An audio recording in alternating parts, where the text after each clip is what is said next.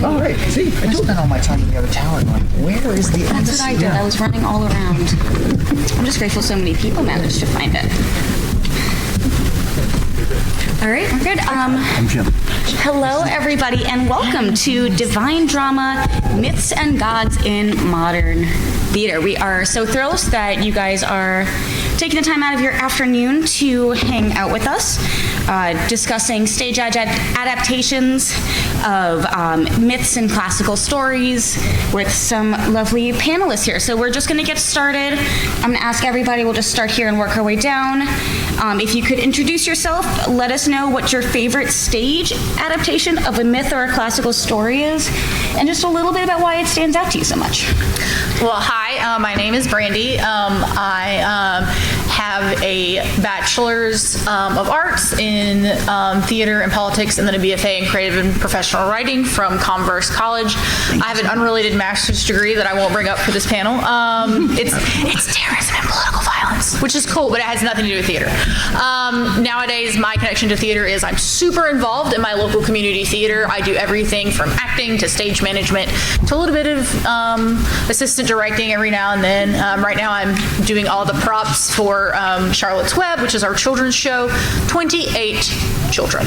It is a lot of kids. They're great, but they're children. And they're not just children, they're children that want to do theater. So there's like a whole other level of insanity. But they're wonderful children. The show is coming along very nicely. So as far as my favorite adaptation, I'm really going to have to give it to Epic. I know that that's recent and that's like on the top of all of our minds, but I don't know, there's something about it. I love that it was a really modern adaptation of a classic story. Did it take a lot of artistic license? Yes, it certainly did. But I think it did it in a way that was respectful to the original source material and just brought it all the way back up to date. So we can continue to reference those things in ways that people understand. But yeah, that's me. All right, let's hear from Todd. I'm Todd Fonestock, and I'm an author of Edge of Your Seat, epic fantasy. That's mostly what I do, epic fantasy, high fantasy novels. I also do a little bit of my own audiobook recording. That's about as far as my theater abilities go. I'm not an actor or anything like that, but fantasy novels obviously draw a great deal from the myths that we know very, very well. And I would say my favorite show, I just recently was in New York and saw Hadestown on Broadway. Oh my gosh, the voices in that are just unbelievable. The Hades characters just like, I don't think he can talk in any other voice than this. It was fantastic. I loved that one. All right, how about you, Jim? Hey everybody, my name is Jim Davis, and I am an associate professor of theater and performance studies at Kennesaw State University. Wow. Yeah! The Harvard of Cobb County. Right? I teach a lot of things, our introduction class, I teach our general education class, I direct a play every once in a while, and I teach theater history, which is kind of my jam. And because of that, I'm going to cheat on your question. I'm going to say that my favorite adaptation of a mythological story is Medea. A heartwarming story. Yeah. Oh, God. We're getting applause for Medea. Oh, I don't know what that means. Anyhow, yes, Euripides. Can I say badass? I think you can say badass. Euripides, the original badass playwright. Euripides was punk rock 2,000 years ago. So Medea. And last but certainly not least. Hi, y'all. I'm Nicole Matahari. I am a teacher here in Fulton County, Georgia. Thank you. My undergraduate was in English with a focus in connecting classical literature and pop culture. And of course, back when I was in college, it was Hamilton. When I just finished my master's degree in curriculum instruction and design, specifically because I felt like we don't engage our youth enough. Our lessons are not multimodal enough. We do not pull in other situations apart from, and I'm an English teacher, so there's our textbook, there's our stories, but what is beyond that? What is around us in our world? And so, for instance, we do the Odyssey. So Epic the musical comes in. We do Star-Crossed Lovers. We pull in Hadestown, et cetera, et cetera. As far as theater experience, I like to joke that my mother didn't let me be in the theater department, so I just dated my way through it instead, much to her dismay. But no, on the logistics side, I am basically our theater mom at our school. We have an amazing theater director, but when it comes to helping build set design, when it comes to supporting our kids or being on my hands and knees figuring out, okay, how do we make this cloud look more cloud-like for James and the Giant Peach? Or it's sending my husband up on a scissor lift to, hey, can you just rig these seagulls for us? Okay, thanks, love you, bye. But so I'm very hands-on with our theater at my school. I am a huge lover of theater. My husband's family's from New York, so we're up there. We go to Broadway shows. Here in Atlanta, we have the Fox, we have the Shakespeare Tavern, and as Shakespeare Taverns, hey, support the tavern, support your local theaters, y'all. Like, yes, your big Broadway theaters are amazing. Yes, your big tours are phenomenal, but also your local theaters are so incredible. Whenever somebody asks me my favorite Sweeney Todd that I've seen, Drama Tech at Georgia Tech here did an incredible performance, which I will happily yap about later. I'll save that. I'll come to the Sweeney Todd panel tonight and talk about that. Pitch for a future panel. But my favorite stage adaptation of a myth or classical story is actually Metamorphoses. I love Hadestown. I'm a Hadestown girly, but when our school did Metamorphoses, we actually did it in the round with bleachers instead of seats, and there was a pool built on stage. And so the water and the symbolism of that throughout all the stories and the little vignettes really just struck to my core as a Greek mythology girly, and I think that cemented like my love for that adaptation. Okay. And just very quickly, my name is Jacqueline. I am a member of everything that has to do with theater and performing arts here at DragonCon, and then I am also a member of LDOD, which is the running Rocky Horror Picture Show Shadowcast in Atlanta. And I think my favorite is probably at the moment, I do love Hadestown, but I kind of love the original soundtrack concept album that was released, at least as much as I love the original album that was released. So, okay, we've got so many great people. I see some wonderful costumes. Do you want to let everybody know we will be giving away a couple of different prizes during this, so if you want to remain engaged and if we ask questions, you never know when I'm going to be like, hey, you get a present. It's very specifically done. Okay, so we've told you all of our stories. We're going to hop in and talk about storytelling a little bit. Theater and myth are really both built on this power of storytelling, of communication. And then a lot of us are here because it hits you a little bit extra hard when you get to sit in those seats and you get to see it performed in front of you. What do you think it is about that live performance that really makes these myths come to life, and especially as potent even when they're reimagined from what we initially thought? Anybody have a thought? What makes live performance so big? I mean, I can jump on it. Part of the reason that these stories have survived so long is that they're amazing when told orally. So these are stories that were originally made to be told around campfires, to be told out loud. And to me, really all we're doing when we adapt them, either for the stage or for, like in the case of Epic, for YouTube, is just the modern, cave-side, fireside storytelling.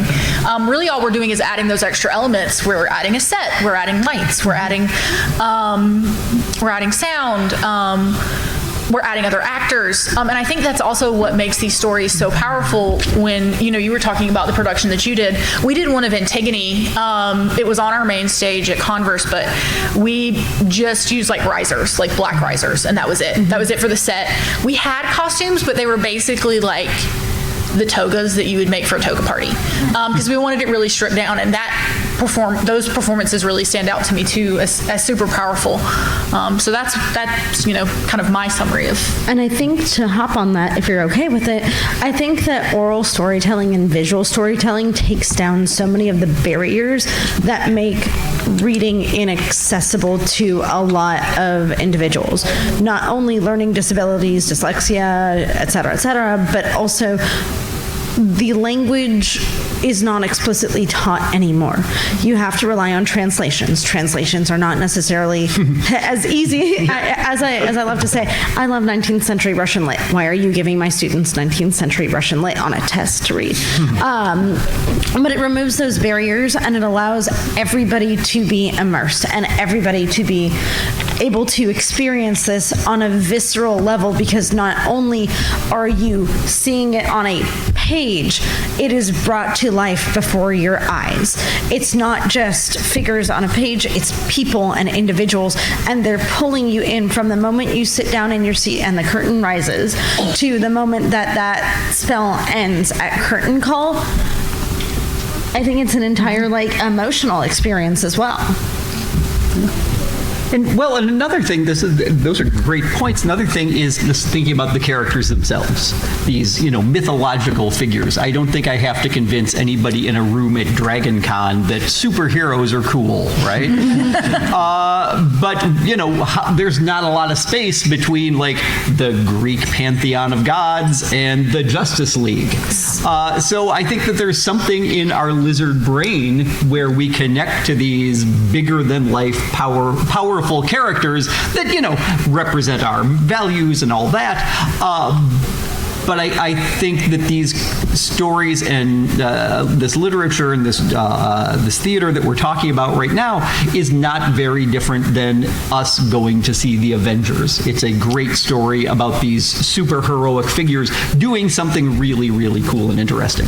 Well, and to kind of go into another one of our talking points, I'm skipping down a little bit, because we've got a talking point about adapting our myths and humanizing gods and heroes. I think especially right now in a time where, and apologies to anybody who has strong beliefs, and this might be blasphemous to say, but where the idea of a completely perfect God is a struggle to believe in with all the things going on in our world.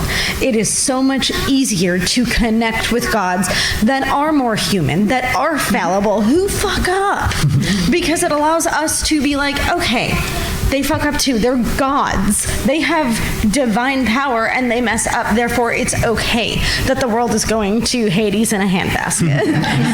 It's okay that I've messed up because I'm not expected to be perfect. I'm not expected to live up to this perfection and this belief that I should not fail. It allows room for grace and allows room for failure, because the gods fail, so do we. You pick yourself up, you dust yourself off, you move on. And I think that's why I know that, I see a couple Hadestown cosplayers up here at the front. We're obviously all big fans of Hadestown.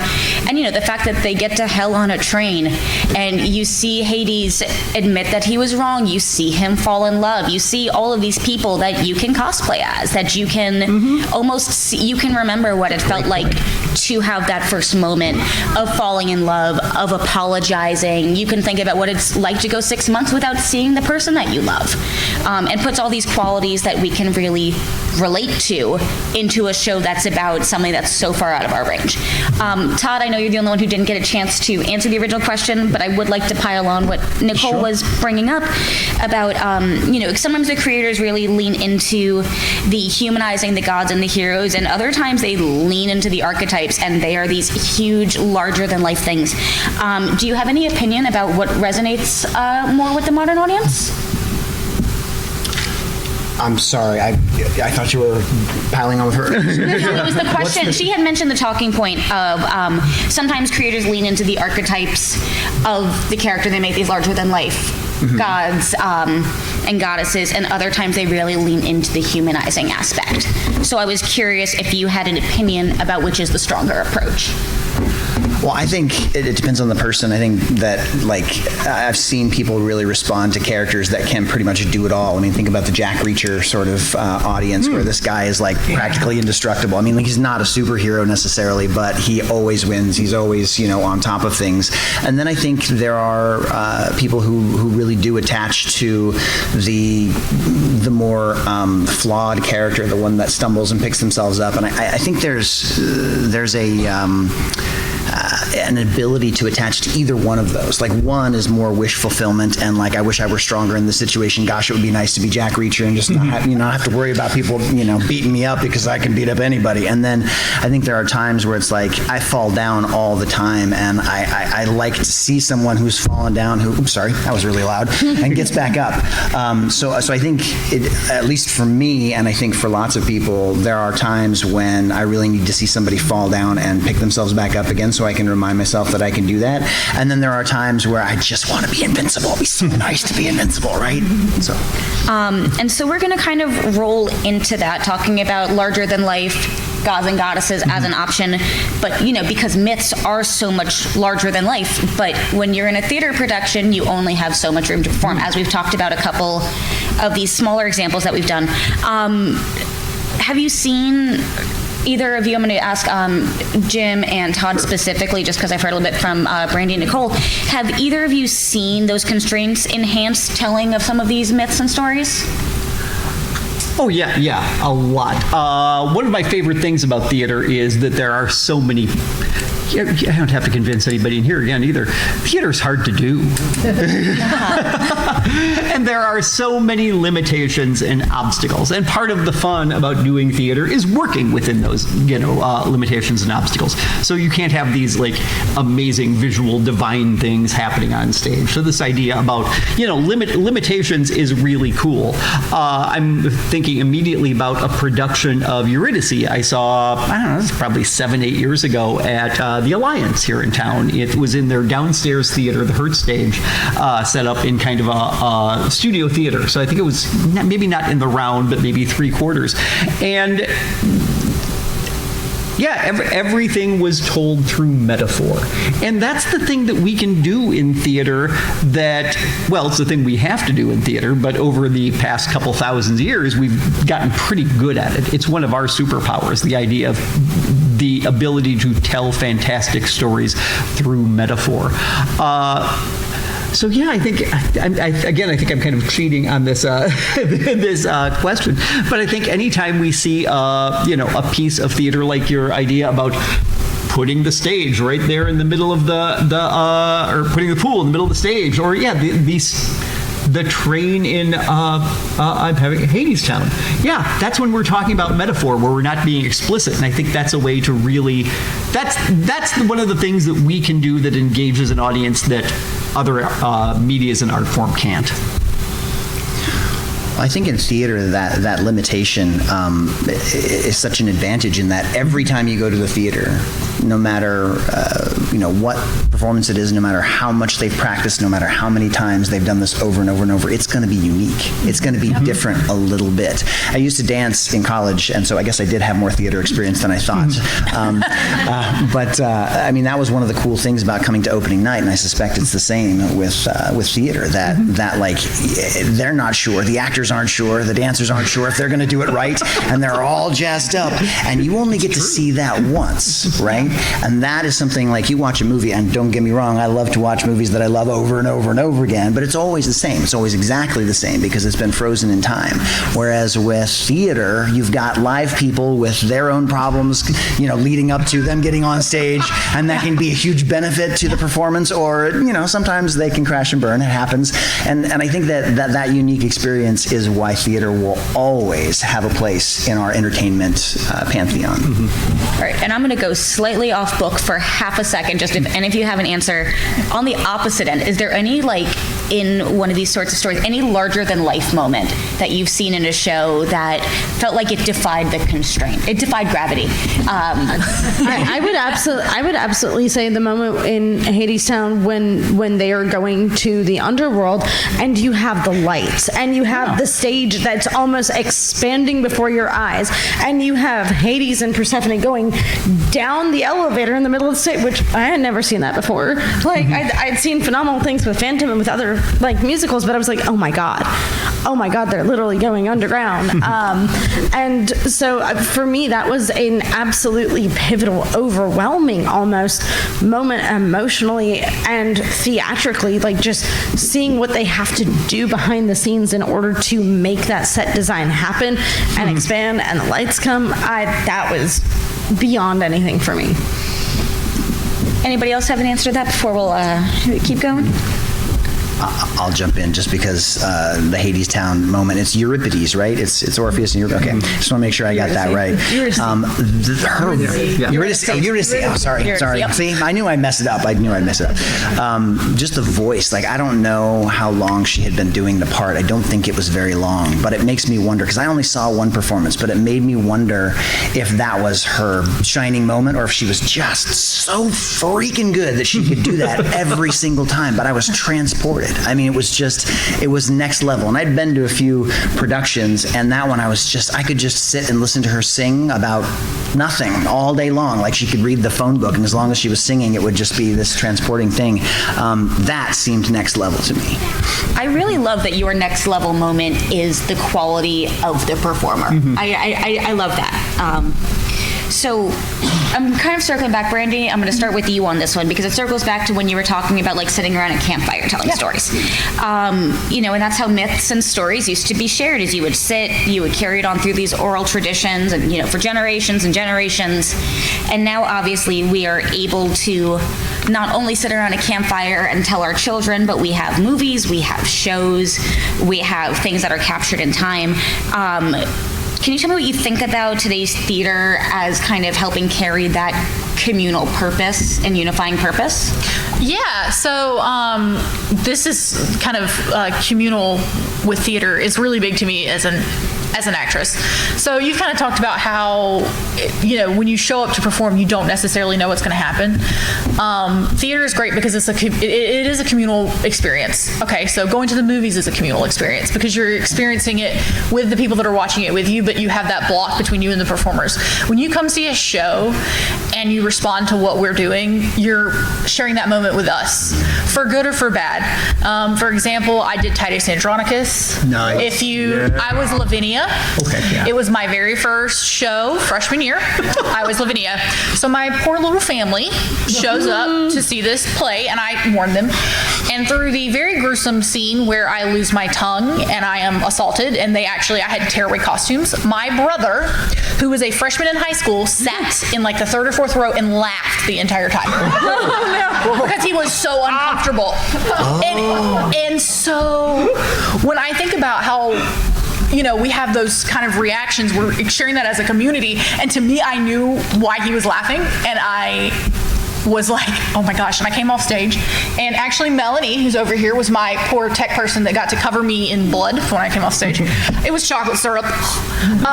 She was like, what kind of asshole is laughing? And I'm like, it's my brother and he's uncomfortable. But we really, when we go to theater, we experience those kinds of moments together the same way that we would if we were around a campfire, but it's so much more powerful. And I think that sometimes that connection is kind of lost. We've kind of lost that kind of person-to-person connection because I'm the same way. I'm like on my phone, I'm like whatever. When you go to the theater, you fully immerse yourself kind of in that world. Does anybody else want to toss it to Brandy, but anyone else is, of course, welcome to chime in. Yeah, there is more of a conversation, right? Yeah. I mean, like if you see, Captain America on the screen, you can really enjoy that, but you don't get to have any feedback to Chris Evans unless you meet him at a con or something like that, and then it's like 2 seconds because there's a gazillion million people. But like if you're on stage, people's feedback from the audience as the actor, you get to feel that, right? Yeah, and if you laugh and we're doing something ridiculous, we're going to go to the next level. That a show is always better when you have an audience that gives you energy. Yeah. That's always, a show's always going to be better when the audience gives you something to feed off of. Oh, please. I was just going to say, and I think it's interesting because a play is very much like a book, where it's like you can create it to be one thing, but when you put it out into the world, your audience really determines the meaning of it, whether or not you intended that to be the case. I was just thinking about Hadestown and the different portrayals of Orpheus, and how a lot of people feel like Orpheus is very autistic coded, and how there are those tics and those things that they're just like, well, we didn't intend it, but it certainly fits the bill. Or, for instance, my preference when it comes to casting is Persephone and Eurydice as women of color, Hades and Orpheus as white men, because it lends a dimension to the conversation about privilege and adds another dimension in that, you know, Persephone is of the earth. Eurydice is a girl who has had to struggle her entire life for everything she has had.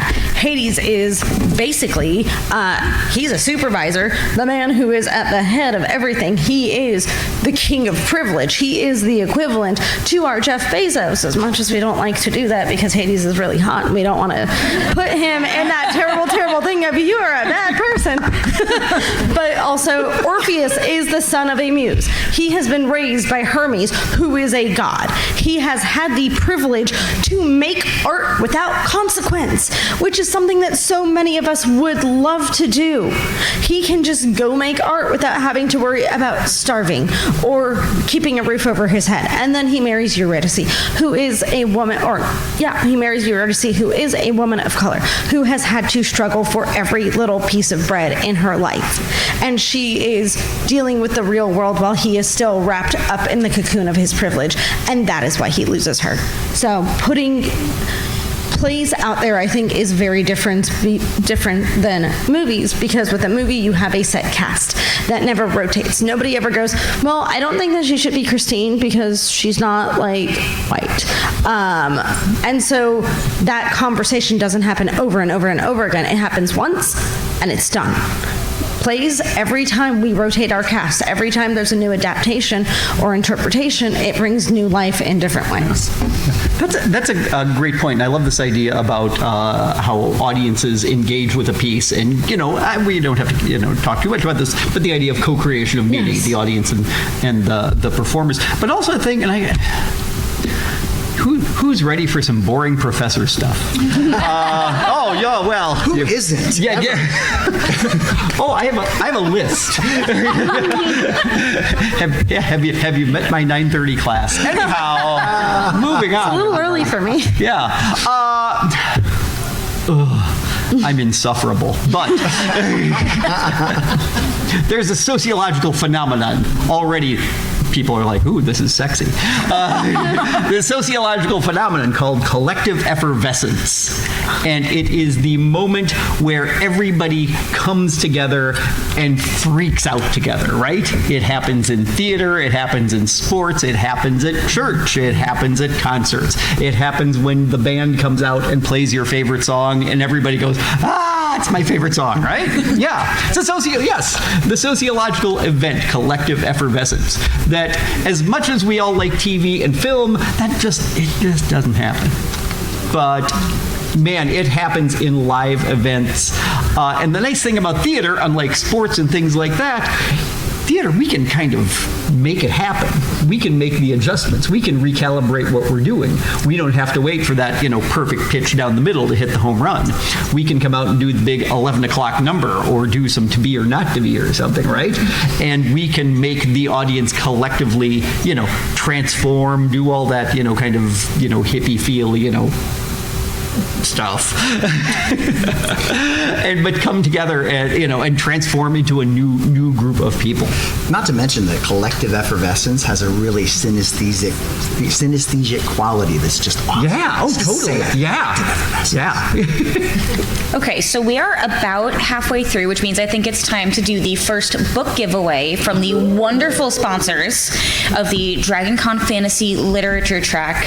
So since we've been talking so much about Hadestown, I'm going to make it a finish the lyric. And the first person whose hand goes up that I see, maybe I'll ask for some help input if it looks like everyone goes up at once. This one is going to be Discount Dan. It is by James A. Hunter. I love the cover art on it, and I know nothing else about it because it was just handed to me, but I bet it's fantastic. Report back next year. My favorite book.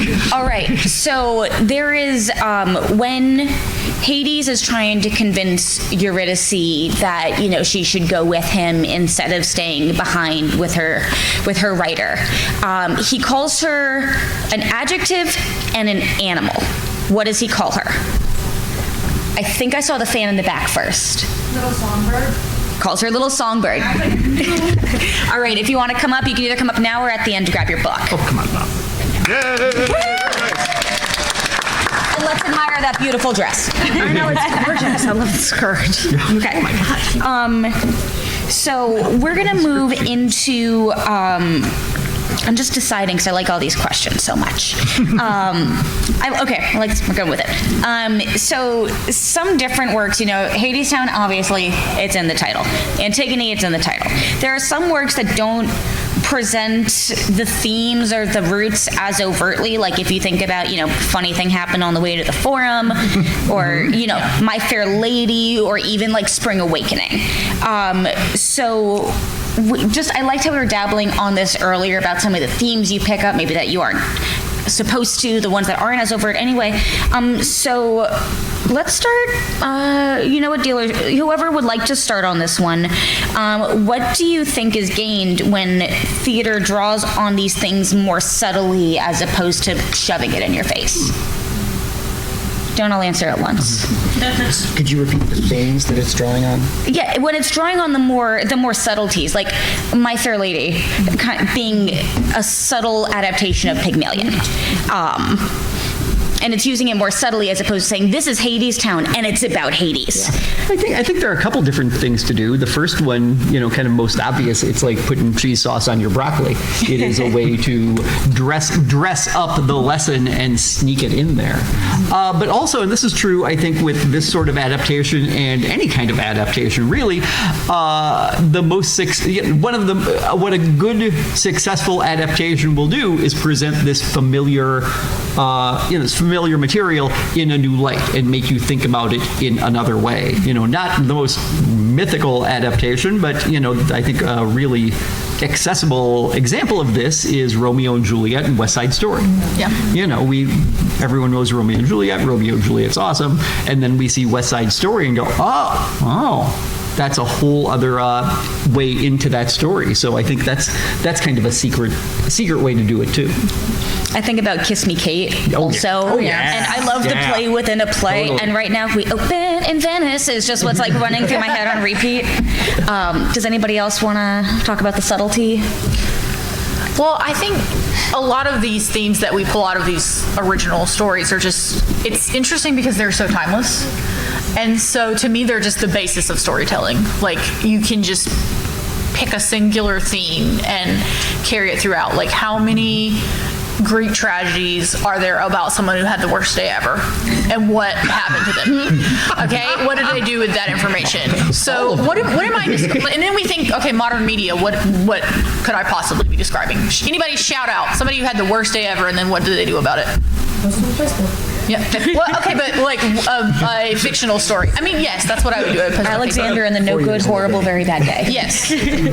I was specifically thinking Batman the Killing Joke. Right? But like, there's so many other examples of what that could be about. And so I think when we kind of are subtle like that, we can kind of shove those sort of lessons down someone's throat that would not go sit through, a Greek tragedy, because they're like, I don't want to know about that, but yeah, I'll watch Batman and the Joker and learn about, how they got to where they are. Well, I think that's a really good point. I know that as a viewer, as a reader, I don't like it when I feel like somebody's preaching to me. If they're heavy-handed about it, I'm out. It's like if I want to go hear somebody's religion, I'll go to whatever church that they're at, right? So for me, it's always about entertainment. That said, every book, every play, every movie has a theme, right? It's there. And if you do it elegantly, if you tell the story elegantly, it is the story. It's about the story. You get to live the life of this person. You get to experience that theme firsthand. I consider that to be a way stronger method of delivering a theme than to say, this is right and you should believe it, I mean, like, show me, take me on the ride, take me on the journey. Well, and that's a great point, especially when we're talking about the adaptation of myth, because if here we go, theater history, everybody. But we think about the original function of Greek theater, which was to propose ideas and put ideas in front of people and create an informed populace that could participate in democracy thoughtfully. It's a crazy idea, I know. But yeah, you're exactly right. The idea of presenting all these ideas in different, in a variety of ways, that's one of the things that it does that's really cool. Yeah. I really love what you said about putting cheese sauce on the broccoli, because I went to see West Side Story before I knew anything about Romeo and Juliet. My mom took me when I was a kid, and then I was like, this is really neat. How does this work? And then she's like, well, here's Romeo and Juliet. And then I was willing to learn about it because I already had this great musical to fall back on. I was hoping you then saw Romeo and Juliet and were like, this is stupid. This is a ripoff. I saw a French version of Romeo and Juliet once at Florida State University, and I don't need to see it again. French? It was all done in French, and I was like, the subtitles are up here, and my eyes are going like this. It was a great show. I'm just not as into the opera. But we've talked a little bit about like these themes not being shoved down your throat, these different stories. So we're gonna turn specifically to some of the universal themes, not just having a bad day, but love, which, is a theme of a lot of things, but, It's very identifiable. Right. The idea of love, of loss, of, thinking about Hercules with, ultimate power in his hands, and then there's fate, and then there's rebellion. Is there, of these themes, and I can repeat them, or any that you come up with yourselves, are there any themes that you feel like are kind of the most urgent for us to explore right now at this time in our lives that you think that theater is really helpful for? I think power. I think power, because we look at Hades and how he handles his, and how his power is undermined, and how he perceives it to be undermined, and then we look at Zeus and how Zeus handles his, and Odysseus, if we are taking a look at Epic the musical, and also at the Odyssey in general, and how the hubris, when he is full of that idea of, not cover the mic, but when he is so full of himself because he's so confident in, I have this power, I am so smart, I am the best, and it shows us really that even the most powerful of people are indeed fallible and can indeed suffer the consequences of their actions. If you decide to dox yourself to a cyclops, he'll call Sea Daddy on you, and Sea Daddy will drown all your men. Anybody else want to comment on themes? Some of these universal themes? Only if you'd like to. I really like the exploration of, right now I think that rebellion is kind of an interesting exploration, but I like ones that really explore love and loss. I find the two of them to be rather connected. Mm-hmm. Like, we all think about Hadestown, that last moment when, he turns around and he sees her. If you haven't seen it, I won't go any farther than that. The moment if... ancient myth. We all know this. Yeah. You better know that moment. I'm just saying, there's some young, thousands of years old is that?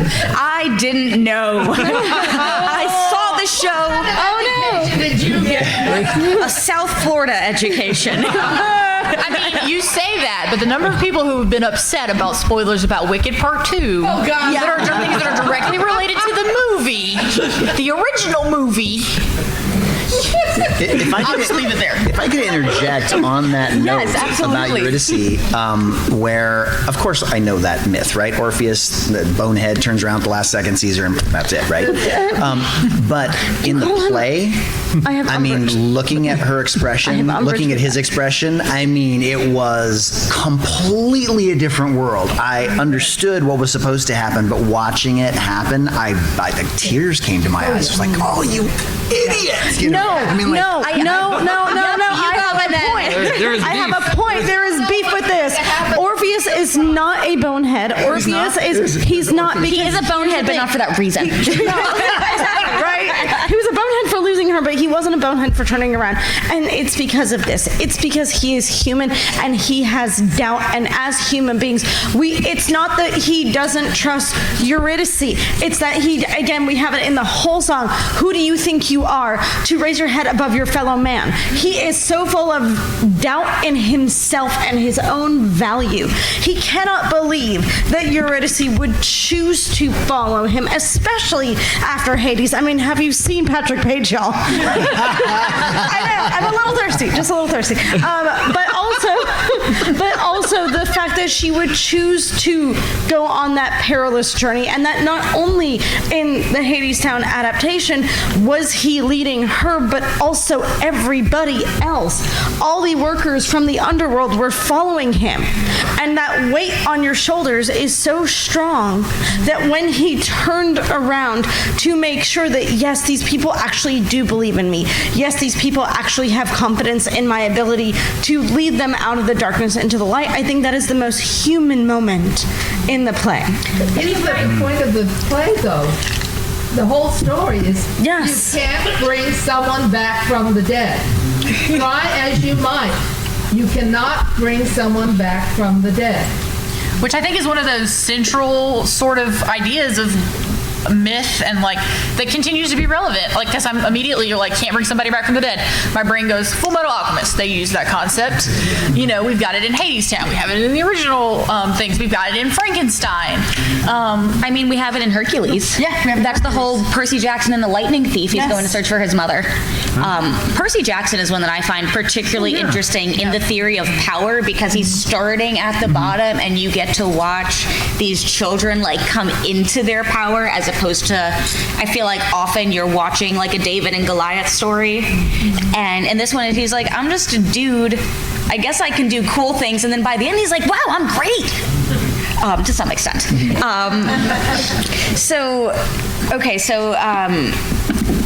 A little bit, I think we're gonna go with a little bit more of a fun question. Not that these aren't all fun. If you could, so I'm gonna ask up here, and then I think our next and our last giveaway is gonna be, I'm gonna ask the audience this question, somebody, so be thinking about it.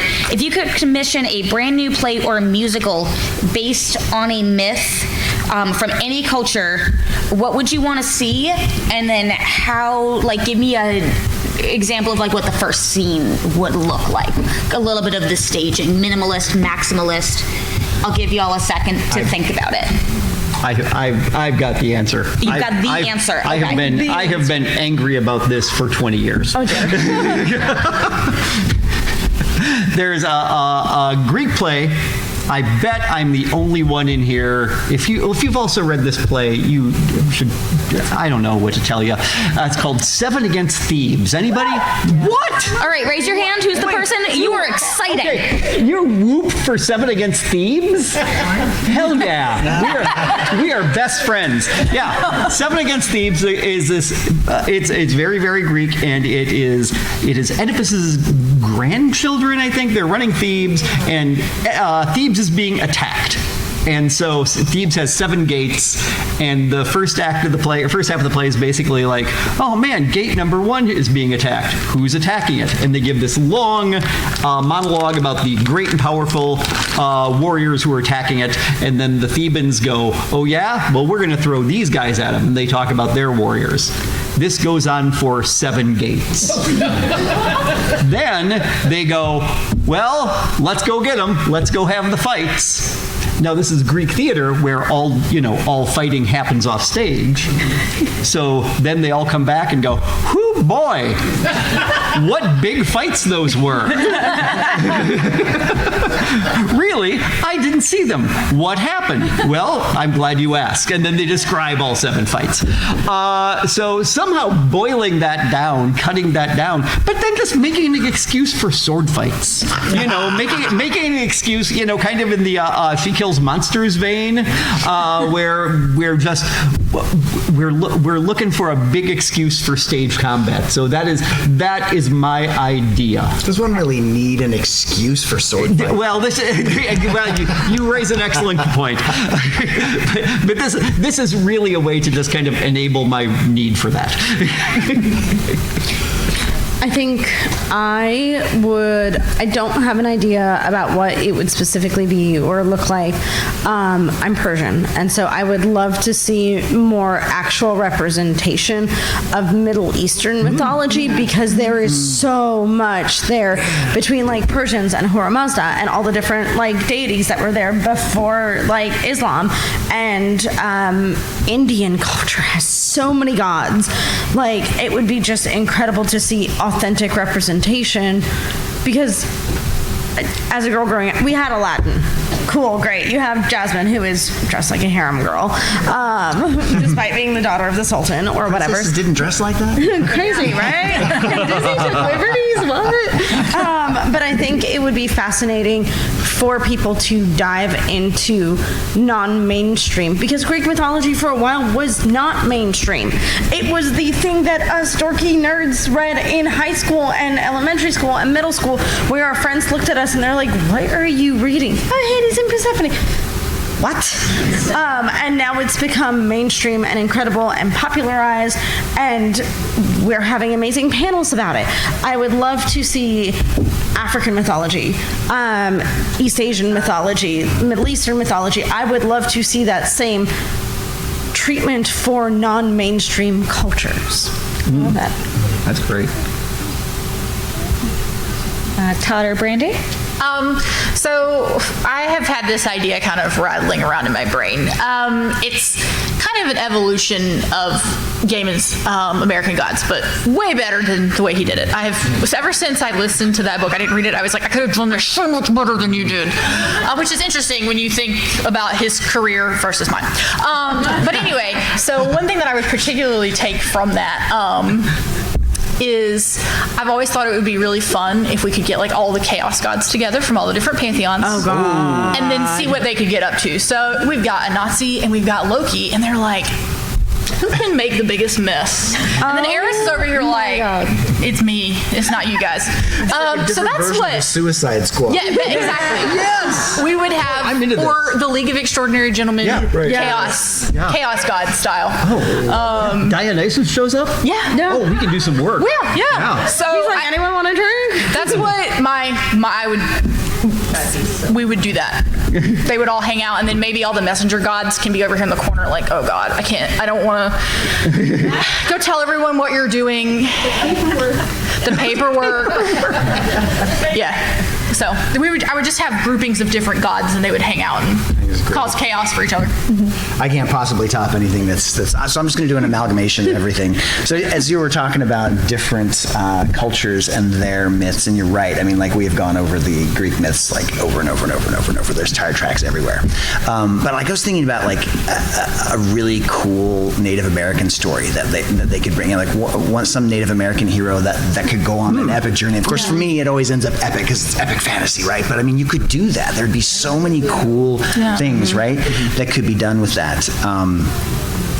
So that was one. And the other one, like, I started going off on the Minotaur, and the Minotaur is not this sort of stupid beast that's just there to kill people, but he's got a plan, right? I mean, he has lived in this labyrinth all this time, and now his mind works like a labyrinth, and he's going to break out, and he's going to, like, you know, who was the one that was keeping him down? Was it Minos? Yeah, so he's got a plan to not only take over Minos, but then the rest of Greece, and as soon as he gets out of the labyrinth, he's going to do that. That was another one that was turned around with. Right, so I think a jazz cabaret style performance about Dionysus. I would like to see that. It wouldn't be on Broadway, it would be an off-Broadway production, but that's what I picture. Okay, so if anybody has something different, I would love to hear, but very quickly, let me... It's okay. It's okay. It's not that scary. I feel the same way, buddy. So take me with you. We all need naps too. Yeah, it's nap time. We decided to face out nap time, please. I will say, I will ask that you specifically maybe put your hand up if you'd be interested in the book. It looks like one that I want to steal if no one's interested in it. The worst thing about the end of the world is we did it to ourselves. So this is a pre-apocalyptic lit RPG by Jacob H. Grief. It's fighting the end of the world. It is adventures. It's battles. It's not going in my backpack. I only thought about it.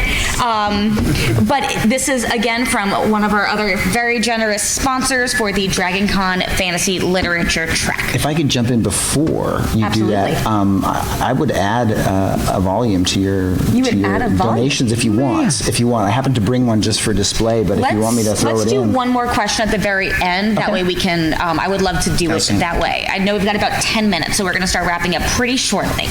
But yes, so 30 seconds, commission brand new play or musical.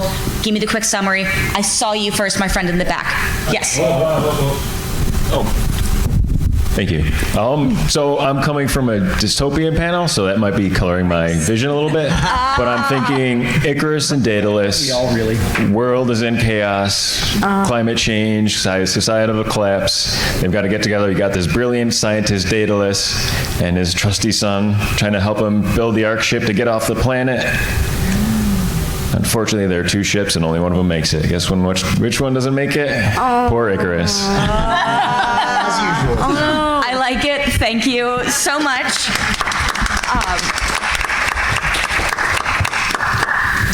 So you are so welcome. I hope you enjoy it. Report back next year. All right, so I'm going to do one more question, and then I'm going to ask all of our panelists to introduce themselves one more time, and then I might do like one more trivia-style question. So for all of our panelists, answer in any order. Is there any myth that you've seen that you thought was adapted in a particularly surprising or super effective, creative way? Could be a moment from a show, could be an entire myth that was communicated in a new way. Well, I think, and I know I keep going back to Hadestown, but what actually strikes me about that is not Orpheus and Eurydice, but I think we don't have enough portrayals of marriage on the rocks. We don't have enough portrayals of what middle-aged love looks like. We don't have enough portrayal about what happens after you're happily ever after. Cool, you got the guy, he got the girl. What happens after? What happens in the struggle of your life on a day-to-day basis when you're apart from each other?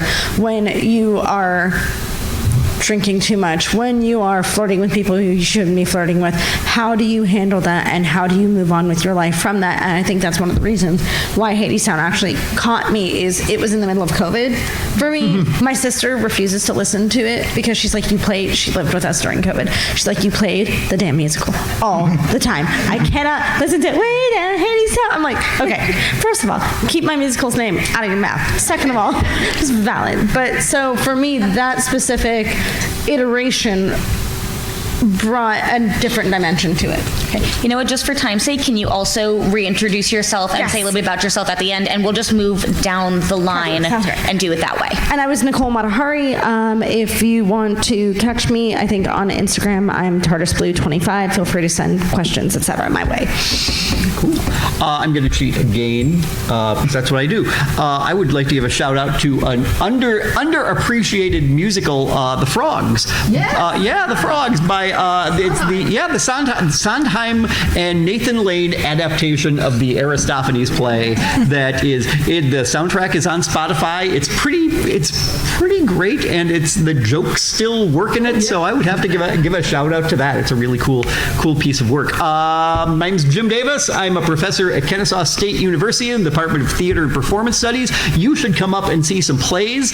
Next weekend, we have the Shadow Girls Cult, performers from Seattle. They are doing, they're the best. They're doing a show called Unraveled that is pretty remarkable. We've got stuff happening all semester or all year with our students, climaxing in, coincidentally enough, the show I'm directing, Ex Nihilo, Shadow Work, which is a devised piece of puppet theater that we had auditions for this week, and it's devised, so I don't know what it's about yet. So come next April, and we'll find out together. I'm Todd Fonestock, and I write epic fantasy. Here's an example right there. That's the one that I was talking about that I brought up. And I've been doing it since I was 18 years old, so a good solid 5 years now. And that's pretty much what I do. I got several series, and novelist is mostly what I do with my time. Okay. Do you want to ask maybe some sort of question to see who gets your wonderful your book? I'm not nearly as knowledgeable as the rest of you about this sort of thing. Like the questions that they've all answered, I wouldn't have been able to come up with the answers. So I'm going to defer to you. Okay. All right. Okay. All right. Then. I'm sorry if I put you on the spot. No, you're fine. I've got it. I actually have it. My question is going to be, how do you think that Hera should have handled Zeus? Can I ask a follow-up question, like in mythology? Or are you talking about like in mythology or just in general? In general, we're going to make this broad. We're going to make this broad. Right. Keep your answer, though, to about like 30 seconds so that we can finish going through. But I love that question. You pick somebody. Oh, me pick somebody. You are more than welcome to. Okay. I think I saw it with the flower dress. Yeah. It's adorable. Okay. I can do that. Funny enough that you asked this, because I'm actually writing a TV script with this concept. So how I would handle it is, personally, she's done dirty multiple times, and I feel like, especially if it's taken in a more modern setting, that she definitely needs to confront him and ditch him. Like, sayonara Zeus, please, goodbye. But we all know that she is very loyal with how she is literally the goddess of marriage, so we know that she probably won't ever do that, but I think the confrontation and maybe a little bit of marriage counseling would do Zeus some good. That's an idea for a show. I was going to say that. The gods in therapy. Right, feel free to come up and grab your book. Let's do that in about 5 minutes when the panel concludes. Good answer. Awesome. Okay, so I'm Brady Blanton. If you're trying to find me, my website is my last name, firstname.com. If you are ever interested in community theater and you're like, I don't know where to start, email me. I will help you find your local group. I will reach out to them and help you make connections. We always need volunteers. It doesn't matter if you want to be on the stage or you just want to, help sell tickets. You want to help usher in. My dad is not theatrical at all. We pull him in constantly. We'll find, if you're willing to help us, we will take you. This is my second of 10 panels this weekend, so but I'm going to focus on the theater ones. So if I will be on Sunday at 1, right down the, let's see. I can read. Okay, 10 a.m. right down the hall in AB, which is, I think this one is sci-fi lit. I'm doing a panel on Starlight Express, the Andrew Lloyd Webber musical. And then I will also be at 4 o'clock on Sunday doing Surviving the Apocalypse on Stage, theater's final act. And we will be talking about how we will continue to adapt theater into the future as society collapses. So that'll be fun. Great, cheerful time. Yeah. How many disasters have I already handled as a theater person? I think I'm prepared. I am more prepared for the apocalypse than the average Joe. If you're talking about Starlight Express and theatrical disasters, that seems kind of redundant. It's 2 different panels, but really? For me, I think going with the production I've seen, it's really, I'm cheating because I've only heard the soundtrack to Percy Jackson and the Lightning Thief, but I learned more about Greek mythology from that soundtrack than I had known before. Also, there's a bonus track called The Witless Minotaur, and I consider it to be my theme song, and I love it. My name is Jacqueline. I am a member of LDOD, your local to Atlanta Rocky Horror Picture Show performing arts group. We will be performing at the Plaza tonight as well as tomorrow. Our Dragon Con cast will be performing. They're working real hard. I am also a big volunteer with the unofficial Dragon Con Theater and Performing Arts Lovers group, which we are so thankful to the Fantasy Track for partnering with us this year. One thing I will mention, because there were lots of fans, we will be having a Road to Hadestown sing-along tomorrow at 4 p.m. That is going to be in the Hilton Grand East Ballroom. And then in the same room, I believe, an hour and a half later at 5:30, there will be the 10th anniversary of Hamilton sing-along. We would absolutely love it if you would join our Facebook group to keep abreast of everything going on. And if it's Dragon Con Theater and Performing Arts Lovers Unofficial. And then also, if you have any questions, we have like 2 pages of panels that we are lucky enough to be partnering with other tracks for that are giving us some space. Thank you once again to the Fantasy Literature track. And if you have any questions about theater at all, please come. Also, if you love us, rate us in the app. Oh yeah, that's rate the us in biggest the way app. to get us back. 5 stars would be ideal. If you didn't like this panel, this was the ham radio panel. And you never heard of any of us if you didn't like this panel. Thank you guys so much. Have a wonderful Dragon Con.